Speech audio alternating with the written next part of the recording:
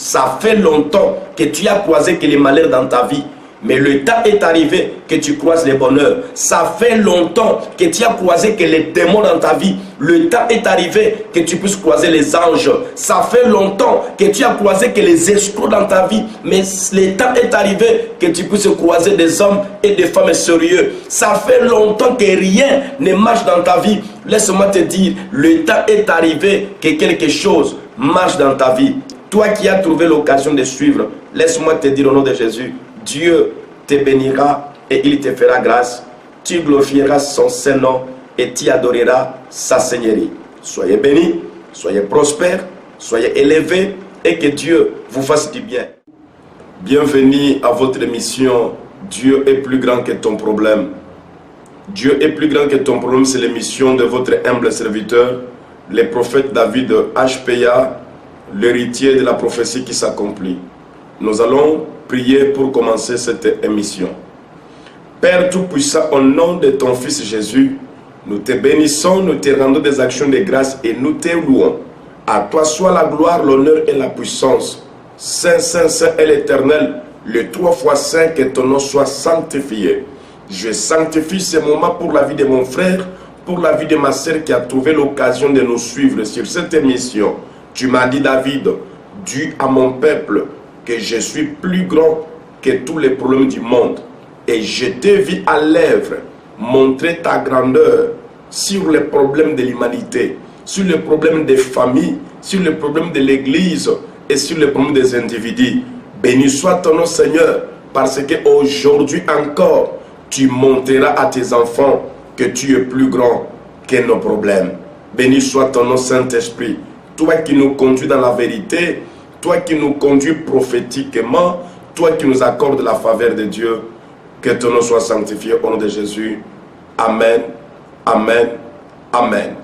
Oui, bien entendu le Seigneur, c'est votre humble serviteur, le prophète David HPA, l'héritier de la prophétie qui s'accomplit.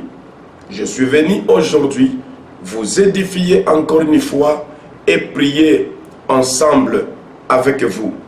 Nous allons nous exhorter la parole de Dieu dans le livre d'Esther, chapitre 5. Esther, chapitre 5, nous allons commencer par le verset 12. Vous connaissez bien l'histoire d'Esther, vous connaissez bien l'histoire de Mardoché, avec comme ennemi Naman, qui était le bras droit du roi Assuérus, dans le pays de Babylone à l'époque, l'actuel pays qu'on appelle Irak. Je lis la parole de Dieu au nom du Seigneur Jésus dans Esther chapitre 5 à partir de 11e verset. Aman leur parla de la magnificence de ses richesses, du nombre de fils, de tout ce qu'avait fait le roi pour l'élever en dignité, et du rang qu'il lui avait donné au-dessus des chefs et des serviteurs du roi. Il y ajouta, je suis même le seul que la reine Esther ait admis avec le roi au festin qu'elle a fait. Et je suis encore invité pour demeurer chez elle avec le roi. Mais tout cela n'est d'aucun prix pour moi aussi longtemps que je verrai Mardoché, le juif, assise à la porte du roi. Zérach et sa femme et tous ses amis lui dirent qu'on prépare un bois haut de 50 coudées et demain matin demande au roi d'y pendre Mardoché. Ensuite, tu iras joyer au festin avec le roi. Cela plus fort à Haman, et il lui fit préparer le bois pour pendre Mardoché. Bien-aimé dans le Seigneur, comme je disais que vous connaissez l'histoire de Mardoché, vous connaissez l'histoire d'Esther. Dieu est plus grand que ton problème. Mardoché était esclave à Babylone. Il a été déporté. mené captif de Jérusalem à Babylone.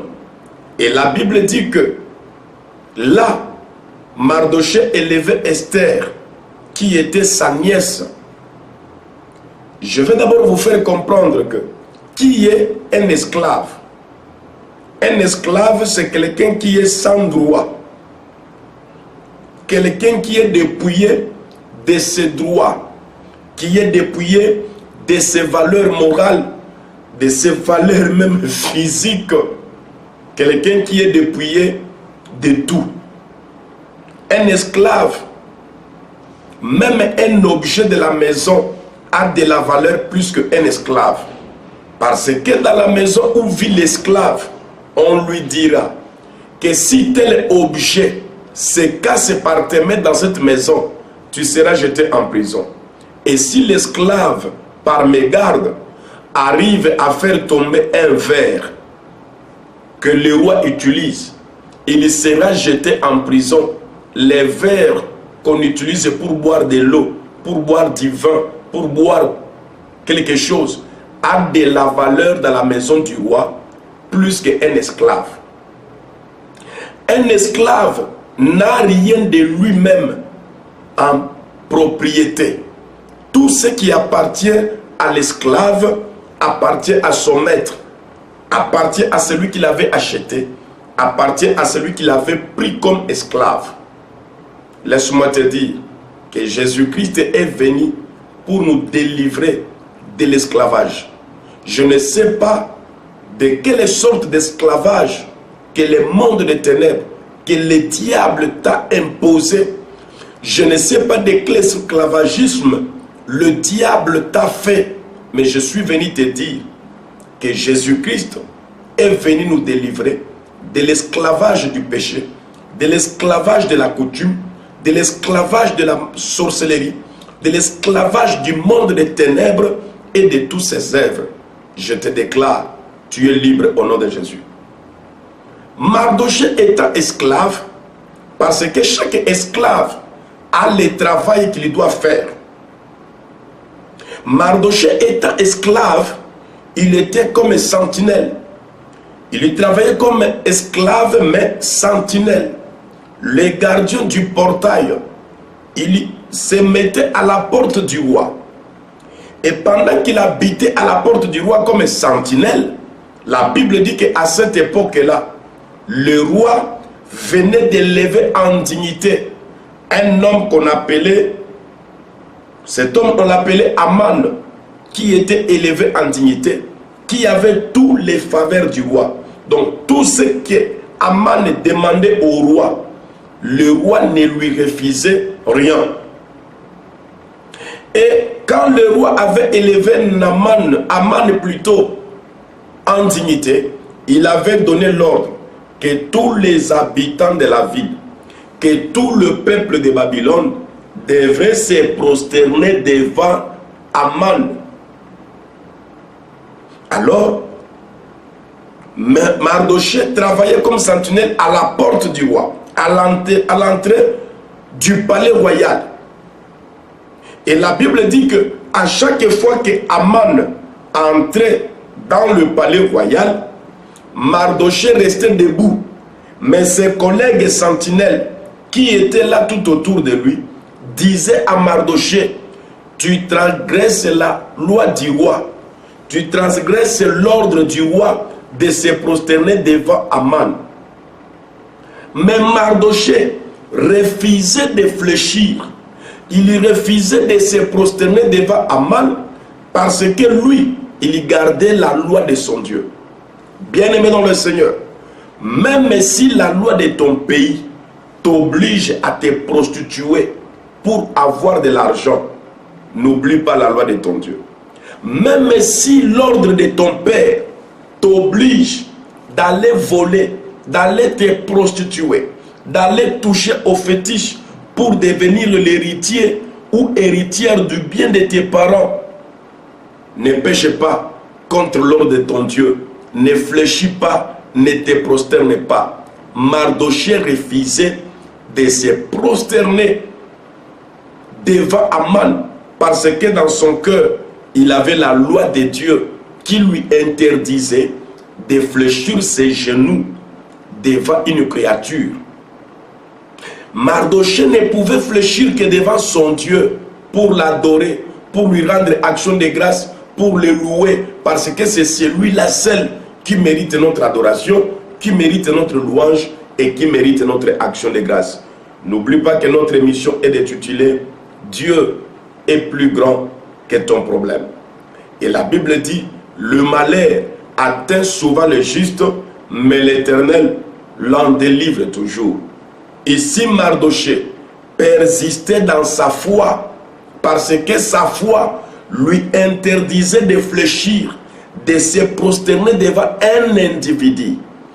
Mais le diable utilisait les collègues de Mardochée pour lui dire que si tu veux vivre longtemps ici à la porte du roi, si tu veux avoir la promotion, si tu veux être élevé, Mardochée, tu dois fléchir devant Aman.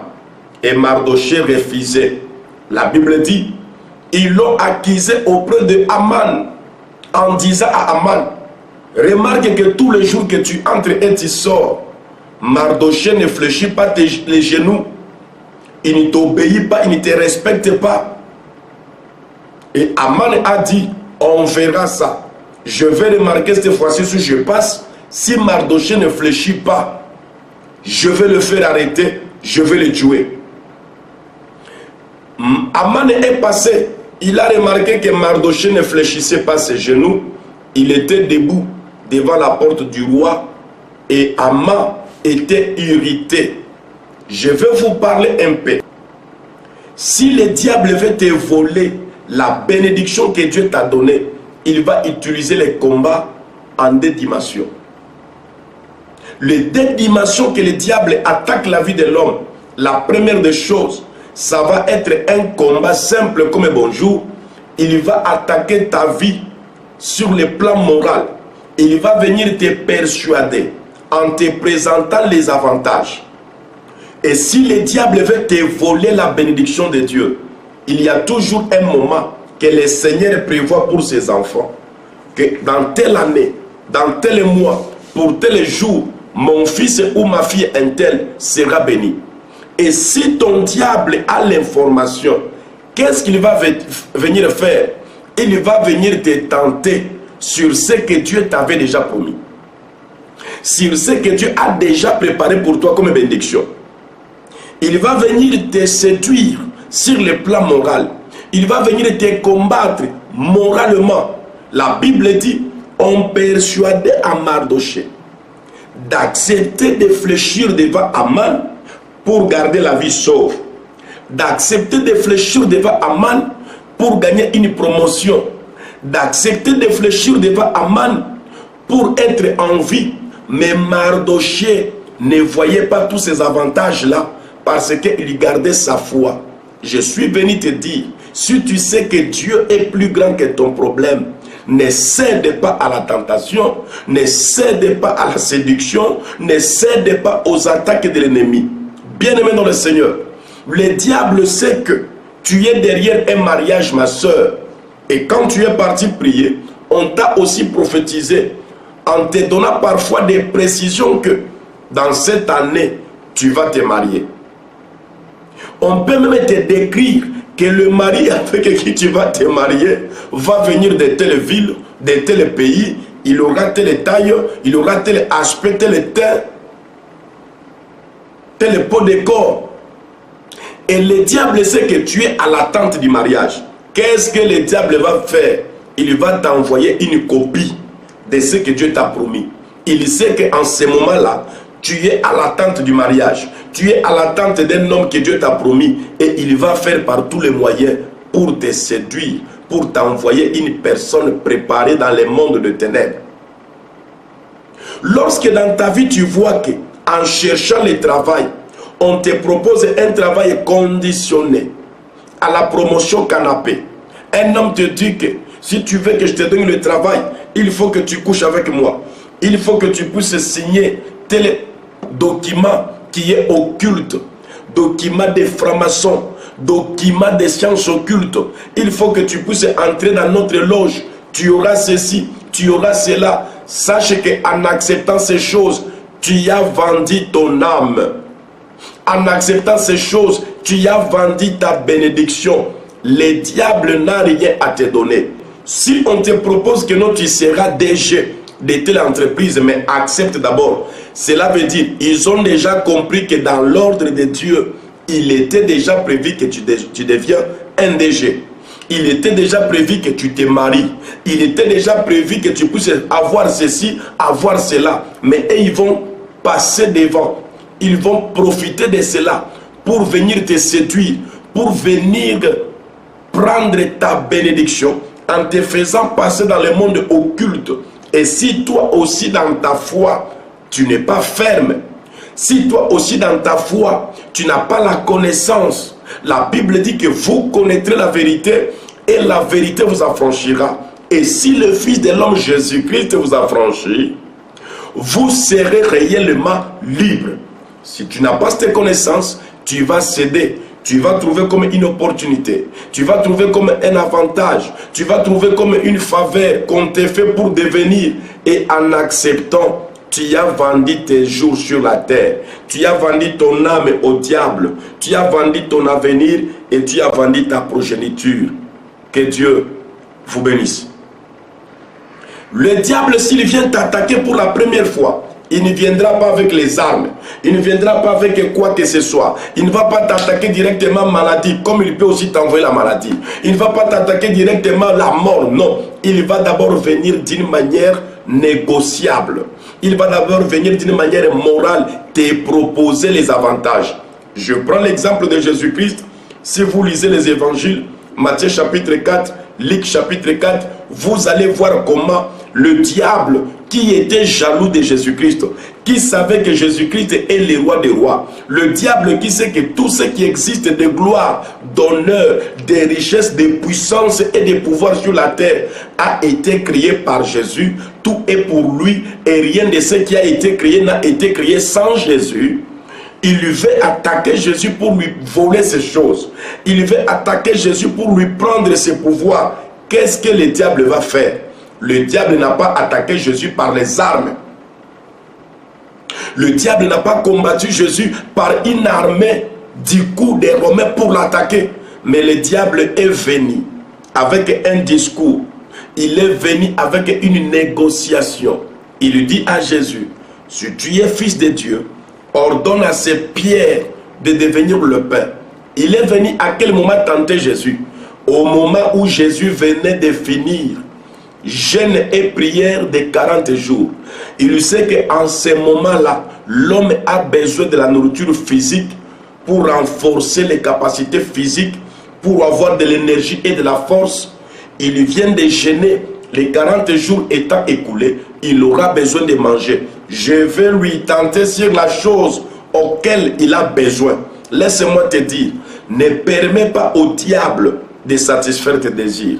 Ne permets pas au diable de satisfaire tes besoins parce qu'il ne le fera pas mieux comme Dieu peut le faire. C'est pour te voler, c'est pour te détruire, c'est pour te anéantir. C'est pourquoi Jésus-Christ lui-même, lui qui savait les stratégies du diable, il lui appelle le voleur. Il n'a même pas dit qu'il est destructeur, mais il va mettre la destruction dans le caractère du voleur. Il dit que les voleurs, les diables, il vient voler quoi?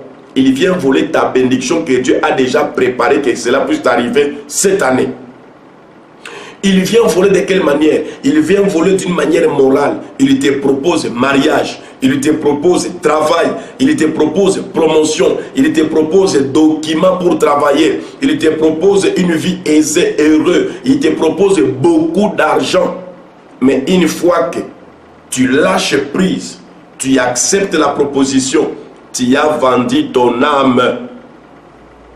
Tu as déjà vendu ton âme. Ne cède pas à la tentation. La Bible dit, comme Jésus avait la connaissance, il a répondu au diable, l'homme ne vivra pas seulement de pain, mais de toutes les paroles qui sortent de la bouche de l'Éternel. Le diable n'a pas cédé. Il a changé les stratégies. Il est venu sur les honneurs, la gloire, la richesse. Il dit à Jésus, si tu te prosternes et tu m'adores, je te donnerai bourding, je te redonnerai société, je te donnerai or et argent et toute la gloire du monde. Jésus a dit à Satan, tu ne tenteras pas l'Éternel, ton Dieu. Voilà, le combat du diable commence par ta mentalité, par ton cerveau. Parce qu'il sait qu'en ce moment ici, tu es à la recherche du travail. Il va fabriquer un travail qui est proposé et quand tu vas accepter ça, tu es parti. La Bible dit, il a mené Jésus sur les sommets du haut du temple en lui disant selon la parole de Dieu. Parce que sur ces points-là, le diable a compris que Jésus répondait selon la parole. Il sait que toi tu connais la parole, il va aussi te tenter au moyen de la parole. Si le diable sait que tu es alcoolique, il va aussi te tenter par l'alcool. Si le diable sait que toi tu es impudique, que tu aimes les femmes, tu aimes les hommes, il va te tenter au moyen des femmes, il va te tenter au moyen des hommes. Si le diable sait que tu aimes l'argent, il va utiliser l'argent pour t'avoir. C'est pourquoi mon frère, laisse-moi te dire, malgré la crise, malgré la souffrance, tu es à la bonne porte du roi comme Mardochée. Il était là comme sentinelle, il était là comme esclave, mais il était à la porte. Il était à la porte du palais royal. Laisse-moi te dire que si tu es chrétien, tu pries dans une église, la position que tu as là est une position de Mardochée à la porte du roi.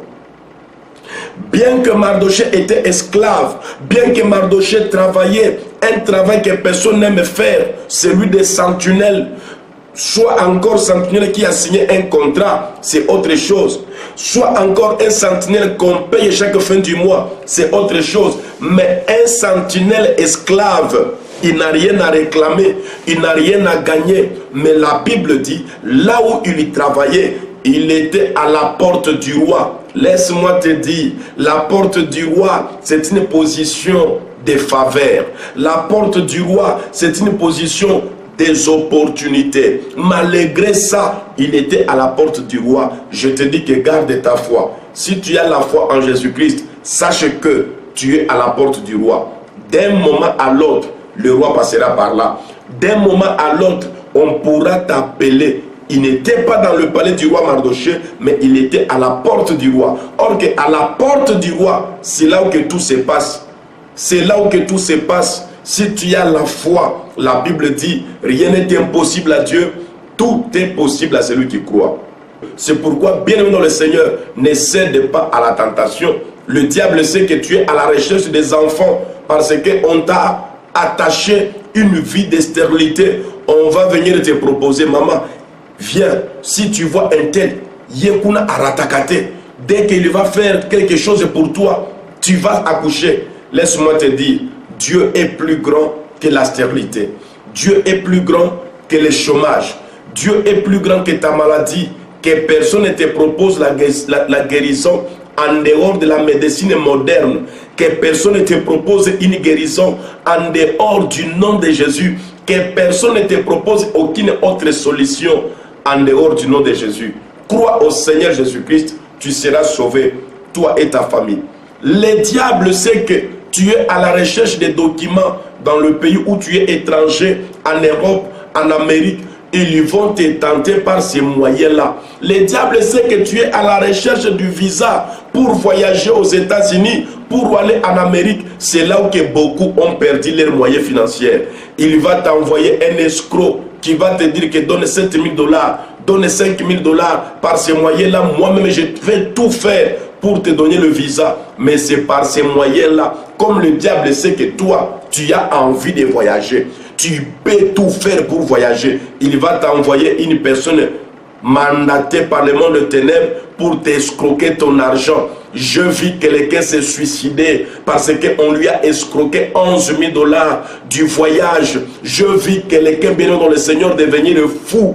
Il a piqué crise de folie. Il est devenu fou. Il a levé les habits. Il lui criait dans la rue parce qu'il s'est rendu compte qu'on lui a escroqué l'argent du voyage. Dieu est capable de te faire voyager. Dieu est capable de te faire quitter d'un pays et t'amener dans un autre pays si c'est sa volonté. On ne force pas les choses. je sais que Dieu est plus grand que ton problème. Par nos prières, beaucoup ont reçu de visa. Par nos prières, beaucoup ont eu les documents. Les autres sont devenus de la nationalité du pays où il habite. Nous avions seulement prié par le téléphone et Dieu a accordé sa grâce. C'est pourquoi je te dis, mon frère, je te dis, ma sœur, partout où tu te retrouves, appelle-nous. Nous allons prier pour toi et la gloire de Dieu va se manifester dans ta famille. Ne doute pas, Dieu est plus grand que ton problème. La Bible dit que Mardoché était là. Là, je vous ai parlé la première manière, le première stratégie, comment le diable attaque. Il ne vient pas avec les armes, il ne vient pas avec le fait, il vient d'abord avec un discours moral. Il vient traiter avec toi moralement. Il te propose la gloire, il te propose la richesse, il te propose la santé, il te propose l'élévation, il te propose un poste élevé. Mais à la fin, il va te détruire. Même si tu signes avec le diable, à la fin, il va te détruire. Et où passeras-tu ton éternité si tu adores Satan, si tu fléchis tes genoux devant lui, si tu te prosternes comme on demandait à Mardoché de se prosterner devant une créature? Mardoché a refusé. Écoutez ce qui va se passer. Comme Mardoché avait refusé, on lui persuadait de se prosterner. Le discours de l'attaque, le discours de la séduction était moral. Moralement aussi, Mardoché a refusé. C'est là où que le diable passe à la vitesse supérieure. Ce n'est plus de propositions. Ce n'est plus de négociations. Il va passer à la vitesse supérieure. La Bible dit là où nous avons lu dans le livre d'Esther, chapitre 5, à partir du verset 11, le diable avait changé de stratégie. Aman s'est mis en colère et il a fait un projet avec ses amis et sa femme. Une nuit, Aman et ses amis ont tenu conseil. Ils ont fait leur complot. Ils se sont dit que cette fois-ci, on n'a plus besoin que Mardoché fléchisse ou non. Demain seulement, nous allons les tuer. Nous allons les pendre au bois. Ils ont préparé une potence. Un bois élevé de 50 coudées. Ils ont préparé ça, ils ont mis à la maison. Cette fois-ci, ça va être une attaque physique. C'est avec brutalité. C'est avec méchanceté. Si tu commences à voir que ton combat devient physique, si tu commences à voir que le diable commence à t'envoyer les hommes pour te combattre physiquement, te parler en face, t'attaquer par les maladies, t'attaquer par des accidents, t'attaquer par n'importe quelle attaque de la méchanceté, sache que le ciel a déjà décidé ton élévation. Sache que le ciel a déjà décidé ta promotion. Sache que le ciel a déjà décidé ta maternité. Si tu vois que les combats deviennent physiques, on commence à te parler en face avec méchanceté, avec haine, avec jalousie. Laisse-moi te dire au nom de Jésus, ne fléchis pas. On va te montrer que demain tu mourras. Si tu ne veux pas, tu vas mourir. Il n'y a même plus rien à négocier. On te prédit que demain tu mourras. Laisse-moi te dire, Dieu est plus grand que la mort. Dieu est plus grand que la prison. Même Joseph était mis en prison, mais le Dieu qui est plus grand que la prison l'a fait sortir de la prison et Joseph a régné. Ne crains pas le diable, ne crains pas les hommes, ne crains pas quoi que ce soit. Sache seulement que Dieu est plus grand que ton problème. Mardoché n'a pas cédé à la tentation. Mardoché n'a pas cédé au caprice du diable. Mardoché n'a pas cédé un instant à la méchanceté de Aman. Et la Bible dit, cette nuit-là que les complots étaient mis en place pour tuer Mardoché le matin, la même nuit, Mardoché dormait toujours à la porte du roi. C'est pourquoi je t'avais dit, la porte du roi, c'est une position de faveur, c'est une position d'opportunité, c'est une position de grâce. Parce que tout entre par la porte et tout sort par la porte. La Bible dit, la même nuit où Haman, l'ennemi de Mardochée, pensait à tuer Mardochée le lendemain, cette même nuit-là, le roi, à la porte devant qui Mardochée veillait, il n'a pas pu dormir. Cette même nuit que l'ennemi veut appuyer pour tuer Mardochée, l'ennemi veut tout faire pour détruire Mardochée, c'est la même nuit que le roi ne dormait pas. La Bible dit que notre roi, notre Dieu ne dort pas, il ne sommeille pas, celui qui garde Israël. Pour ta situation, lorsque les sorciers vont se lever, Dieu ne dormira jamais. Lorsque le diable va se lever pour attaquer ta vie, Dieu ne dort pas. La Bible dit que le roi n'a pas dormi. Il a fait venir le livre, les annales. Or que nous savons que la Bible dit, devant l'Éternel, il y a des livres.